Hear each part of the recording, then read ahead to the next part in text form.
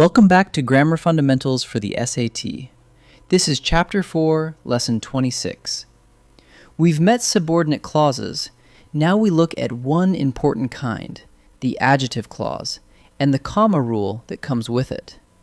We've seen single words and phrases describe nouns. Now a whole clause can do it. An adjective clause is a subordinate clause that modifies a noun or a pronoun. The banner that I painted hangs in the gym. The clause that I painted modifies the noun banner, telling us which banner. So an adjective clause is a full clause with its own subject and verb, doing an adjective's job, describing a noun. Adjective clauses almost always begin with a relative pronoun. The 5 to know are that, which, who, whom, and whose. And sometimes an adjective clause begins with where or when. For example, the park where she saw the fox. Where introduces a clause describing park.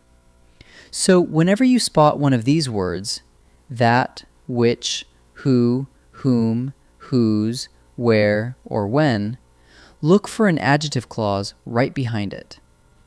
Adjective clauses come in two flavors, and the difference controls the commas.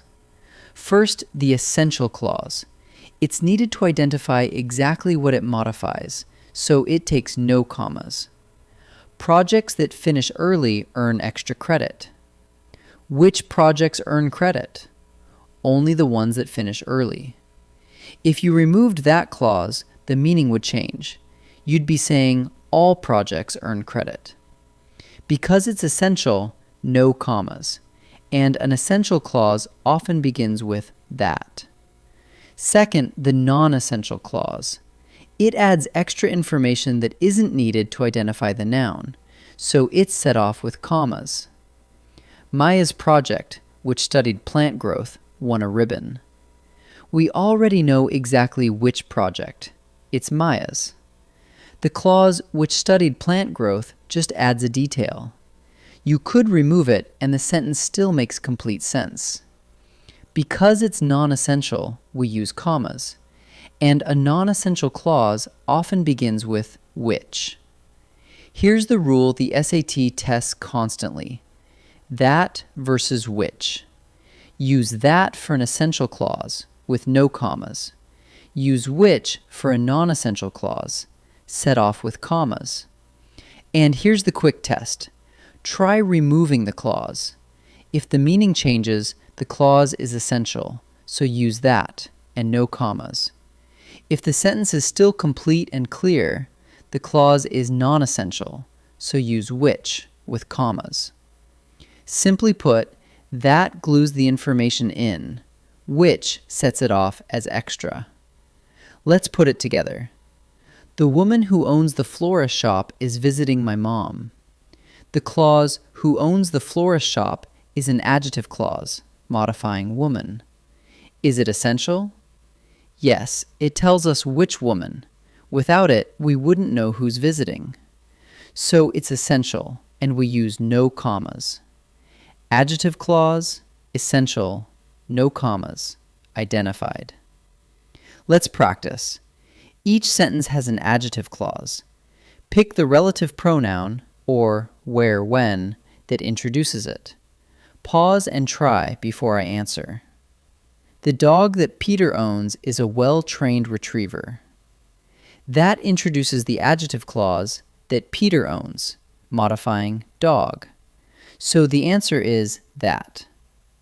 There is no family whose reunions are more fun than ours. Whose introduces the adjective clause modifying family. So the answer is whose.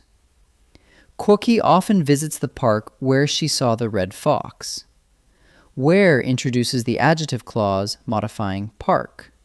So the answer is where. Now decide whether each adjective clause is essential, needed and comma-free, or non-essential, extra, and set off by commas. Try the removal test and pause before I answer. Cars that have broken exhaust systems should be repaired. The clause narrows down which cars, only the ones with broken systems. Remove it and the meaning changes, so it's essential. Uncle Charles, whose cabin we used last summer, invited us back. We already know exactly who, Uncle Charles. The clause just adds a detail, and it's set off by commas, so it's non-essential. The popcorn that they sell at the fair is the best I've tasted. The clause tells us which popcorn, the kind at the fair. Remove it and we lose that meaning, so it's essential. Let's bring it together. An adjective clause is a subordinate clause that describes a noun, usually beginning with a relative pronoun, like that, which, who, whom, or whose. If the clause is essential, needed to identify the noun, use no commas and often the word that. If it's non-essential, just extra information, set it off with commas and use which. The quick test is to remove the clause. If the meaning changes, it's essential. If the sentence still stands, it's non-essential. Great work. In Lesson 27, we'll look at adverb clauses.